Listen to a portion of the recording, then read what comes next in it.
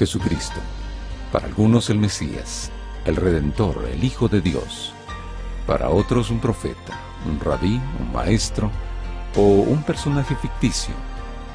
¿Quién fue Jesús? ¿Y qué evidencias comprueban su existencia? En búsqueda de estas respuestas, aquí comienza Evidencias.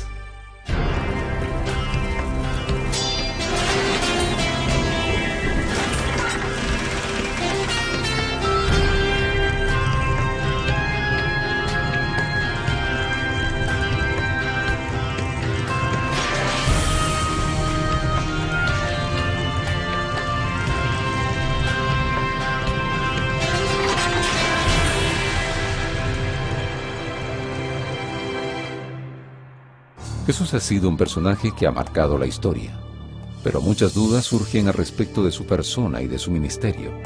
Para empezar a esclarecer este asunto, se podría preguntar, ¿quién fue este maestro? La pregunta que muchas personas se hacen es ¿quién fue Jesús? Es importante saber responder a esa pregunta, pero algunos investigan en fuentes donde no tienen que investigar.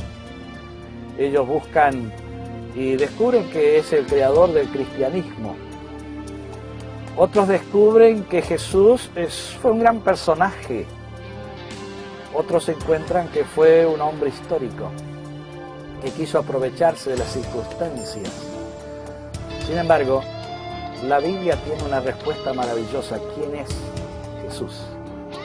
Él mismo lo dijo cuando estuvo caminando en esta tierra. Escudriñad las Escrituras, porque ellas son las que dan testimonio de mí. Me gusta cómo la Biblia lo presenta a Jesús. Lo presenta como una persona con sus limitaciones, pero sin pecado. Lo presenta como una persona con ciertas virtudes, con ciertos poderes, que lo hacían más que una persona, que lo hacían Dios mismo. Jesús es la encarnación misma de Dios, y eso lo hace el personaje más singular del mundo, porque ha promovido, digámoslo así, ha promovido el movimiento más grande que se conoce en la historia de la humanidad.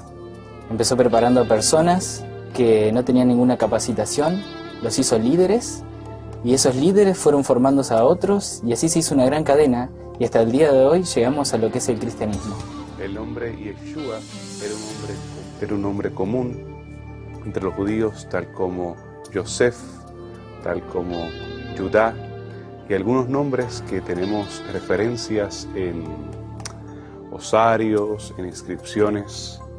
Sin embargo, este nombre tenía un significado particular de Dios salva o Yahvé salva.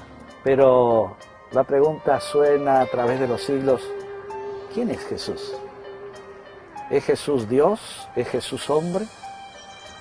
Para poder tener una respuesta clara a esa pregunta tenemos que tomarnos de la Biblia, la carta de amor de Dios. Ella nos presenta las evidencias con claridad de quién fue Jesús. Jesús es Dios. Ese Dios que junto con el Padre y el Espíritu Santo crearon este mundo. En el original hebreo, cuando uno investiga, descubre que el nombre que se le da a Jesús generalmente es Adonai, Señor, Yahvé. Pareciera que siempre en el estudio de los idiomas, no queremos entrar en esos detalles, encontramos la respuesta a quién es Jesús. Pero si voy al Nuevo Testamento, cuando se le prometió a la Virgen María de que iba a nacer un niño, le dijo que su nombre iba a ser Emanuel, Dios con nosotros. Yo creo que la definición de Jesús, de quién fue Jesús, la da muy bien el apóstol Pablo. En 1 Timoteo capítulo 2, versículos 5 al 7, dice: porque hay un solo Dios y un solo mediador entre Dios y los hombres, Jesucristo, hombre, quien dio su vida como rescate por todos. Este testimonio Dios lo ha dado a su debido tiempo, y para proclamarlo me nombró heraldo y apóstol. Digo la verdad y no miento. Dios me hizo maestro de los gentiles para enseñarles la verdadera fe. La concepción de Jesús y su nacimiento en la pequeña ciudad de Belén son puntos muy cuestionados por la sociedad. ¿Cómo presenta la Biblia, el nacimiento de Jesús. El nacimiento de Jesús se dio en una época convulsionada, donde el Imperio Romano estaba gobernando sobre el pueblo de Israel y donde los judíos esperaban la liberación, esperaban al Mesías. Ellos esperaban de que naciera el Salvador, de que los liberara del yugo romano. Y se dio de una manera muy particular. Dios escogió a una virgen muy joven, se calcula que habrá tenido unos 14 años, María, y Dios se propuso de que no naciera de una relación amorosa, sino más bien de que naciera como un milagro. Porque el nacimiento de Jesús es el primer milagro que Dios hizo al llegar a este mundo, en forma humana. Y me gusta como lo describe en Mateo. En Mateo 1:18 dice: el nacimiento de Jesús, el Cristo, fue así. Su madre María estaba comprometida para casarse con José, pero antes de unirse a él, resultó que estaba encinta por obra del Espíritu Santo. La bienaventurada Virgen María recibió la visita de un ángel. Ese ángel vino a anunciarle que aunque ella no había conocido a hombre, el Espíritu Santo pondría un ser en su vientre. Ese sería Dios con nosotros, el Emanuel. Cuando leemos los evangelios y descubrimos la forma que se desarrolló aquella escena, yo me pongo a pensar en una niña buena, cariñosa, amable, que vivía en relación con Dios. Seguramente ella en más de una oportunidad habrá conversado con ese Dios para conocerlo.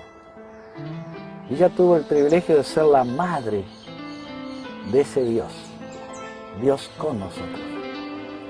Así se lo dijo el ángel. Cuando San José lo relata el Evangelio de San Mateo, el ángel se le acerca y le cuenta la misma historia. Y el ángel le dice: ¿sabes una cosa? Tienes que ponerle nombre Jesús. Y allí el último texto del Evangelio de San Mateo, capítulo 1, nos dice que le puso ese nombre Jesús. Y la verdad es que esta historia, desde su mismo comienzo, empieza a mostrar el milagro que Dios quiere realizar en la vida de cada uno de nosotros, el de la fe. Del hombre intercomunicándose con el ser celestial a través de sueños, a través de apariciones de ángeles y a través del cumplimiento de la profecía. Porque el nacimiento de Jesús era un cumplimiento profético. La gente esperaba que Jesús viniera, pero nadie se esperaba que naciera de una virgen. Nadie se esperaba de que fuera una muchachita. Y María, ¿qué nombre? María, la elegida. Eso es lo que significa María. Y ella tuvo que afrontar esta prueba. No fue una prueba fácil. Fue difícil llevarlo adelante. Fue difícil llevar adelante su matrimonio con José. Había ciertas reglas, ciertas estipulaciones en la época que hacían de que fuera más difícil la vida para una persona de que había quedado embarazada sin estar casada, pero Dios la protegió. El nacimiento en Belén ya había sido profetizado en el Antiguo Testamento, pero no todos estaban preparados para recibir al Mesías.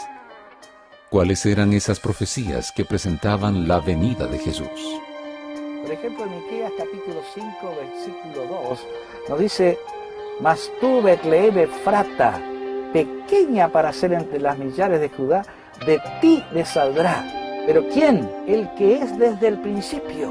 Allí está explicado de que Jesús iba a nacer en Belén. Casi no se cumplió eso, porque los padres de Jesús vivían en Nazaret y salió una ley de empadronamiento para que se trasladaran hasta Belén, y se cumplió la profecía. En Isaías 7, versículo 10 en adelante, se habla acerca de este rey, el rey Acaz, que había estado buscando apoyo de parte de los asirios para defenderse de los sirios y los israelitas de las tribus del norte.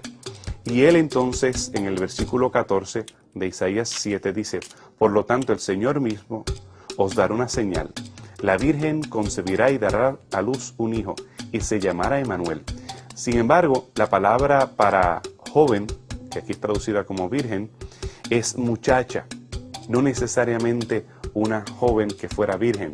En el Cantar de los Cantares, esa palabra hebrea se usa para describir a la Sunamita. Y no era virgen. Se está refiriendo a un niño naciendo en el mismo tiempo de Isaías. Isaías 8 nos habla acerca de este niño que se llamaría Maher Salal Hasbaz. El despojo se apresura. Así que este niño se convierte en un tipo o una sombra, un símbolo de aquel niño que habría de venir. Tenemos los evangelistas tomando estas profecías del Primer Testamento y alineándolas, reconociendo cómo en la vida de Jesús de Nazaret se iban cumpliendo. Ellos son muy cuidadosos en notar cada una de ellas sin marronear, sin tratar de imponerlas, simplemente notando cómo cada una de ellas se cumplía. Especialmente era emocionante las que tienen que ver con su nacimiento. Sin embargo, habría otras que serían un poco más complicadas cuando hablara acerca de su pasión y también de su muerte. Ahora, había cierta incertidumbre acerca del nacimiento de Cristo. No se sabía bien cuándo iba a nacer, pero todos lo esperaban. Hubo acontecimientos antes del nacimiento de Cristo. Hubo un terremoto donde murieron muchas personas y la gente pensaba que ahí justamente iba a llegar el Mesías. Después hubo un emperador que gobernó en esa región y bueno, se pensaba que con esa prosperidad y esa paz que había estado reinando, el Mesías iba a llegar. Había distintas opiniones, había distintos parámetros, pero sabemos de que la profecía se cumplió en su tiempo exacto, cuando Dios lo dispuso, no cuando el hombre más lo ansiaba. Y la profecía se cumplió en un tiempo donde la gente, si bien esperaban al Mesías, pero no estudiaban las Escrituras. Solamente unos pocos leían y podían comprender el tiempo en que estaban viviendo. Solamente unos pocos sabían de que el Mesías estaba a las puertas. Solamente algunos sabios, algunos estudiosos, algunas personas, y después por revelación divina a unos simples pastores apareció en el cielo la señal de los ángeles que anunciaban la llegada del Salvador. No entra en el pensamiento humano. No podemos captar, no podemos entender el amor de Dios. Por eso el versículo que más me agrada es el que está en el Evangelio de San Juan, el capítulo 3, el verso 16. Porque de tal manera amó Dios al mundo, que ha dado su Hijo unigénito, para que todo aquel que en Él cree no se pierda, mas tenga vida eterna. Sí, Jesús nació de acuerdo a lo que Él anunció, lo que dicen las profecías, pero con un propósito, para que la raza humana vuelva otra vez a recuperar la vida. Se había perdido la vida, y a través de su nacimiento virginal, a través de su vida aquí en la tierra, Él otra vez le entregaría al hombre, a través de su muerte, la vida.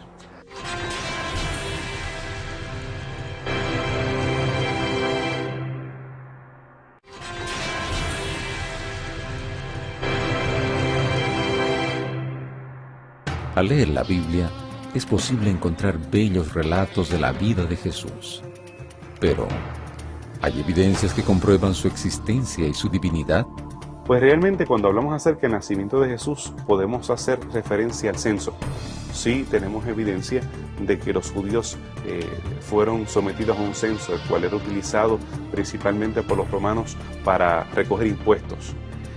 La fecha dataría de antes del día 1 o del año 1, según la cronología tradicional. Así que tendríamos que reconocer que el nacimiento de Jesús fue unos 3 años antes del cronograma que tenemos tradicionalmente, comenzando con el año 1 y el año 2 después de Cristo, en contraste con los años que fueron antes de Cristo. Sí tenemos evidencia de un Herodes el Grande, el cual era un hombre desquiciado, un hombre paranoico, un hombre que llegó a mandar a matar a sus hijos, llegó a mandar a matar gente que estaba cerca de él, un hombre que tiene unas características bien similares a las que son presentadas a los evangelios. Por otro lado, ese mismo Herodes fue un gran constructor. Construyó el gran templo, construyó las tumbas de los profetas, construyó la tumba de los patriarcas en Hebrón, construyó el palacio de Masada, el Herodium, el palacio en Jericó. Realmente construcciones colosales que llegan hasta nuestros días, que también son similares a lo que se presenta en los evangelios acerca de Herodes. Sin embargo, no tenemos evidencia de la matanza de los niños, por ejemplo. Pero debemos recordar que el evento no debió haber sido tan impactante como lo es para nosotros. Los historiadores de la época lo nombran a Jesús, el Cristo y sus seguidores. Flavio Josefo habla de Cristo. También encontramos el Talmud judío. El Talmud judío también nombra a Jesús. Pese a de que fue su enemigo más acérrimo, el enemigo más acérrimo de los fariseos y de los entendidos de la ley, Jesús es nombrado en el Talmud de esa época. Así que no es un personaje que haya existido solamente en la ficción bíblica, como algunos pretenden decir. Es también un personaje histórico. Y es innegable su contribución a la humanidad.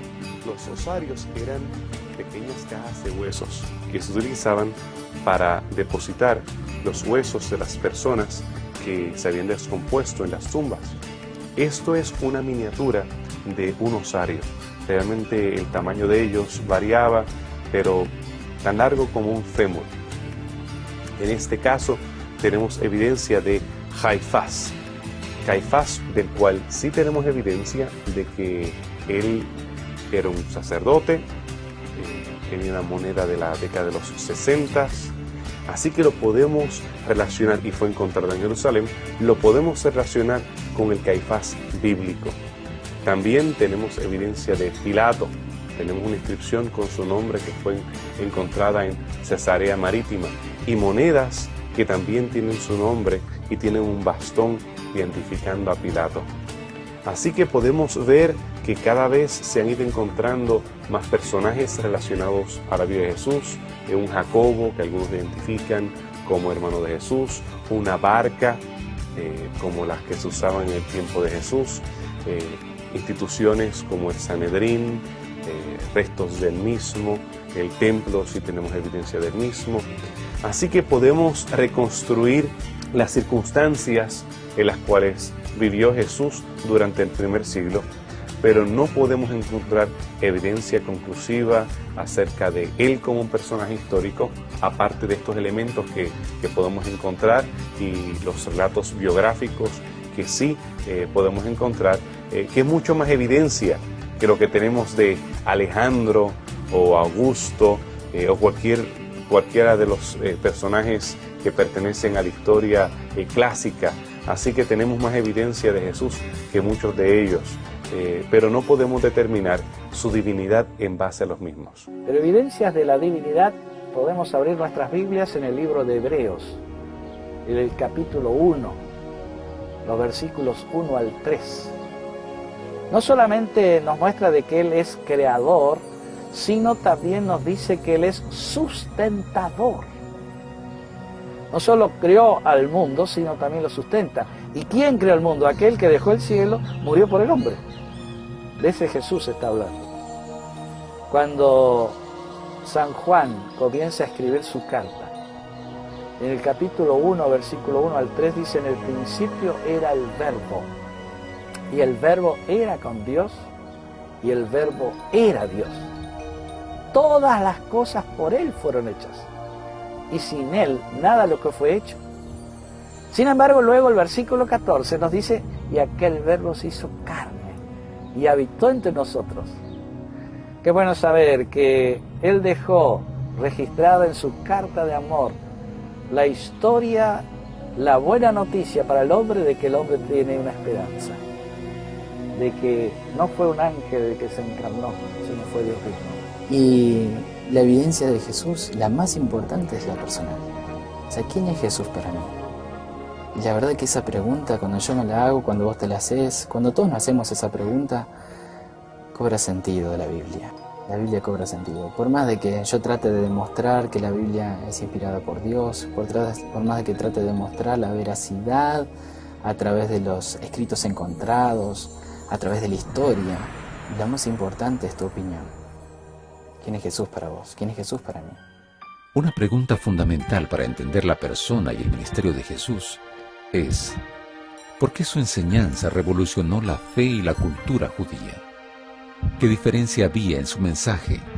Las enseñanzas de Jesús revolucionaron la fe y la cultura judía, porque Jesús, ahora sentado en una montaña, similar a Yahvé, a Jehová, cuando estaba sentado en el monte Sinaí, hace unos decretos más fuertes que los que se hicieron en Éxodo 20, cuando hablaba acerca de no matar, no robar, no codiciar, porque va al corazón.